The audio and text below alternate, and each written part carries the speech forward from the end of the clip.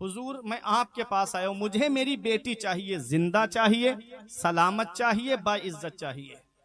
उस वक्त खलीफा वक्त भी था, उस वक्त वजीर भी थे, उस वक्त अदालतें भी थी, काजी भी बैठा करते थे। लेकिन ये गौसे आजम का मुरीद है, ना तो किसी अदालत में अपना फैसला लेकर गया, ना किसी काजी के पास गया, और ना ही ये गौसे आजम का मुरीद किसी खलीफा के पास में गया, ना किसी वजीर के पास गया। गया तो पीराने पीर के पास गया, क्योंकि जानता है कि जहां खलीफा नहीं सुनता है वहां गौसे आजम सुनते हैं, जहां वजीर नहीं सुनता है वहां गौसे आजम सुनते हैं। और गौसे आजम के सुनने की शान तो ये है कि शायर ने कहा था कि ये अदाए दस्तगीरी कोई मेरे दिल से पूछे, ये अदाए दस्तगीरी कोई मेरे दिल से पूछे, वहीं आ गए मदद को मैंने जब जहां पुकारा। सरकार गौसे आजम नजरे करम खुदारा, मेरा खाली कहां सा भर दो, मैं फकीर हूं तुम्हारा। वह सरकार गौसे आजम फरमाया परेशान मत हो, आंखें बंद की, फरमाया कर के खंडरात में चला जा और डरना नहीं, एक गोल दायरा खींच लेना और पढ़ना बिस्मिल्लाह बेनियत अब्दुल कादिर। रात में जिन्नात गुजरेंगे लेकिन तुझे डरना नहीं है, सुबह के वक्त जिन्नात का सरदार आएगा, जब वो तुझसे पूछे यहाँ क्यों बैठा है, तब कहना मैं बैठा नहीं हूँ बल्कि बैठाया गया हूँ। जब वो पूछे किसने बिठाया है, तब मेरा नाम बता देना कि मुझे बिठाने वाले कुतुब रब्बानी हैं, महबूब सुबहानी हैं, शाहबाज़ लामकानी है, पीरे लसानी है, कुतुबुल अख्ताब, फर्दुल अफराज, सैयदुल अस्याद, जय्यदुल अजियाद है, मुझे बिठाने वाले गौसे आजम है। जब मेरा नाम वो सुनेगा तब तुझसे तेरी वो तमन्ना पूछेगा कि किस लिए बैठा है, तब बता देना अपनी बेटी के बारे में। गौसे आजम के मुरीद का कहना है कि जब मैं कर खंडरात में पहुंचा और मैं गोल दायरा खींच करके बैठ गया, जैसा गौसे आजम ने कहा था, जिन्नात गुजर रहे थे, अलग अलग डरावनी सूरतों में गुजर रहे थे, लेकिन मेरे गोल दायरे के अंदर कोई नहीं आया, सब बच के इधर से उधर निकल जाते। सुबह के वक्त जिन्नात का सरदार कहता है, ऐ इंसान यहाँ क्यों बैठा है, ये जिन्नों के गुजरने की जगह है, क्या तुझे जिंदगी से प्यार नहीं है, क्यों तू यहाँ पर आया है मरने के लिए। तब कहा कि मैं यहाँ पर आया नहीं हूँ बल्कि भेजा गया हूँ, मैं यहाँ बैठा नहीं हूँ बल्कि बैठाया गया हूँ। कहा किसने तुझे भेजा है, कहा किसने तुझे बिठाया है, कहा मुझे बिठाने वाले पीरे पीरा हैं, मीरे मीरा हैं, शाह जीला हैं, गौसे आजम ने मुझे बिठाया है। ऐ बहराइच में रहने वालों, मेरे गौस का नाम सुनना था कि सवारी से नीचे उतरा और घुटनों के बल बैठ गया और कहता है बताओ मेरे आका ने क्या हुक्म दिया है, बताओ मेरे आका का क्या हुक्म है। अल्लाह अकबर। गौसे आजम के मुरीद ने कहा मेरी बेटी गायब हो गई है मकान के छत से, तुम उसको तलाश करके दो। गौसे आजम का ये फरमान है, गौसे आजम का ये हुक्म है कि तुझे ढूंढ के देना है। जिन्नात के सरदार ने जिन्नों की तरफ गजबाना अंदाज में देखा, कहा किसकी हिम्मत हुई जिसने गौसे आजम के मुरीद की बेटी पे गलत नजर डाली। कहा जिन्नों ने कहा हमारी हिम्मत कहा कि हम गौसे आजम के मुरीद की बेटी पे गलत नजर डाले। जिन्नात के सरदार ने कहा सुनो एक बात, अगर ये काम जिन्नात का नहीं होता तो गौसे आजम मेरे पास नहीं भेजते इसको, यकीन जानो ये काम जिन्नात का ही है। जाओ तलाश करो, समंदर की तह में जाकर के ढूंढो, अंधे कुओं के अंदर जाकर के देखो, पहाड़ की खो में चले जाओ, गारों के अंदर जाकर के देखो, और जहां भी मेरे इस मुरीद की बेटी को लेकर के आओ। जिन्नात फैल गए मुल्क चीन के अंदर, एक पहाड़, उसके अंदर गार, उस गार के अंदर अंधा कुआं था, उसमें से गौसे आजम के मुरीद की बेटी को लेकर के आए और जो जिन्न लेकर गया था उसे भी पकड़ करके लाए। जैसे ही सामने खड़ा किया जिन्नात के सरदार के, पूछा तेरी हिम्मत कैसे हुई कि तूने गौसे आजम के मुरीद की बेटी पे गलत नजर डाली। तो सुनो उस जिन्न ने क्या कहा था, अपने अपने घरों के जायजे लो। उसने कहा था कि जब ये मकान की छत पे चढ़ी थी, इसके सर पे दुपट्टा नहीं था, जिसकी वजह से मैं इधर से गुजर के जा रहा था, सर पे दुपट्टा नहीं था, इसलिए मैं इसे यहां से उठा करके ले गया।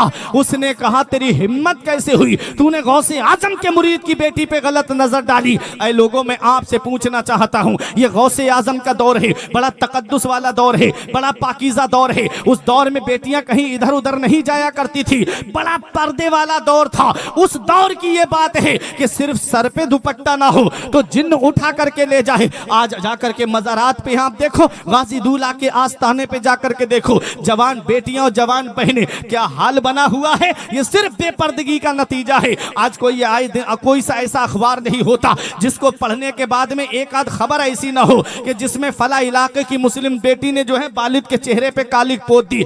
आए दिन खबरें आती रहती है। ये सिर्फ बेपर्दगी का नतीजा है। बाप ने अपनी बेटी को कॉलेज पढ़ने के लिए भेजा, कभी जाकर के ये नहीं देखा कि मेरी बेटी वाकई कॉलेज में पढ़ रही है, कहीं ऐसा तो नहीं कि किसी कैफे में नजर आए, कहीं ऐसा तो नहीं कि मेरी बेटी किसी होटल में नजर आए, कहीं ऐसा तो नहीं कि मेरी बेटी कहीं समोसे पकौड़ी वाले की दुकान पे नजर ना आए। कभी जाकर के ना बाप ने देखा ना भाई ने देखा। बेपर्दगी का बाजार गर्म होता चला जा रहा है। आए दिन मुसलमान अपना सर शर्म से झुकाए हुए खड़े नजर आते हैं। वजह क्या है? वजह यही है कि ये बेपर्दगी का नतीजा है। अगर तुम चाहते हो कि तुम्हारे घरों का माहौल ठीक हो जाए तो कुछ और करना नहीं है, बल्कि अपने घर के अंदर पर्दे का माहौल बना देना है, अपने घरों के अंदर शरीयत का माहौल कायम कर देना है। और अपनी बेटियों से, बहनों से कहना है, अपनी माओ से कहना है कि अगर तुम बेपर्दा रहोगी तो मुंबई की आवारा तुमसे खुश होंगी, अगर तुम बेपर्दा रहोगी तो मुंबई की वो फिल्मों वाली और सीरियल वाली खुश होंगी, और अगर तुम पर्दे के साथ रहोगी तो फातिमा ज़हरा तुमसे खुश होंगी, हजरत ज़ैनब तुमसे खुश होंगी, हजरत सकीना तुमसे खुश होंगी। अब कयामत के दिन मुंबई की उन आवाराओं को खुश करना है या कयामत के दिन हजरत फातिमा ज़हरा को खुश करना है। अपने घरों के माहौल दुरुस्त करो, अपने घरों के अंदर पर्दे का माहौल कायम करो। गौसे आजम का दौर बड़ा पाकीज़ा दौर था। उस दौर का हाल देखें आप। कुरान में अल्लाह फरमाता है, या माशरल जिन्नी कद इस्तक्सरतुम मिनल इंस, ऐ जिन्नात के गिरोह तुम इंसानों से ज्यादा हो। जिन्नात की तादाद इंसानों से ज्यादा है। किस जगह जिन्न हो कोई पता नहीं, किस घर में जिन्न हो कोई पता नहीं, किस इलाके में जिन्न हो कोई पता नहीं, किस बस्ती में जिन्न हो कोई पता नहीं। जब हमारे घर की बहन बेटियां बेपर्दा निकलती हैं मेकअप करके, शादी ब्याह का मौका आए तो सर शर्म से झुक जाता है। आधी आधी आस्तीन के कपड़े, ये मुसलमानों का तरीका था। नबी ने 1450 साल पहले फरमाया था, आज के दौर की औरतों के ताल्लुक से, कासियातिन आरियात, वो कपड़े पहन करके भी बरहिना लगेंगी। आज देखो कैसे आधी आधी आस्तीन के कपड़े, टॉप जींस, इतने बारीक लिबास। आज तो पर्दा भी पर्दे में नहीं रहा। ऐसे ऐसे नकाब आ गए माज़अल्लाह कि जिसको पहले, ये बुजुर्ग होंगे हमारे ये जानते हैं, पहले पर्दा ऐसा होता था कि अंदर से पर्दा, फिर ऊपर से एक मोटी सी चादर ओढ़ी जाती थी, फिर ऊपर से ओढ़नी होती थी। 60 साल की औरत निकल जाए या 18 साल की लड़की उस पर्दे में निकल जाए, आदमी पहचान ही नहीं पाता था कि कोई औरत जा रही है, कोई लड़की जा रही है। और आज के पर्दे देखो, आज के नकाब देखो, इतनी चटक मटक, ऐसे चुस्त लिबास। 1450 साल पहले नबी ने फरमाया, कासियातिन आरियात, ऐसी औरतें होंगी जो कपड़े पहन करके भी बरहिना लगेंगी। मुमीलातुन माइलात, वो अपनी तरफ माइल करने वाली होंगी। आज मेकअप के जरिए देखो ना, अगर कोई इंसान मकान की छत पे चढ़ जाए, घर में झांक ले, तो बाप लड़ने के लिए तैयार हो जाता है, भाई मारने के लिए तैयार हो जाता है। तुम्हारी हिम्मत कैसे हुई? मेरी बहन बेटी घर में बैठी थी, तुमने झांका कैसे? और जब शादी का मौका आता है तो बाप अपने बच्चों को तैयार करके खुद लेके जाता है मेकअप करा के बेपर्दा। भाई खुद अपनी बहन को छोड़ के आता है शादी हाल में। ये हाल है, ये हाल है आज माहौल हमारा कहां से कहां पहुंचा। हम रोना रो रहे हैं कि मुसलमान सताए बहुत जा रहे हैं, मुसलमान परेशान बहुत हैं। जब भी कहता हूं या अल्लाह मेरा हाल देख, हुक्म होता है अपना नामा आमाल देख। क्या बात है, आज हमारे नामा आमाल में कोई ऐसी नेकी नहीं है सीना तान के कहें जन्नत में लेके जाएगी।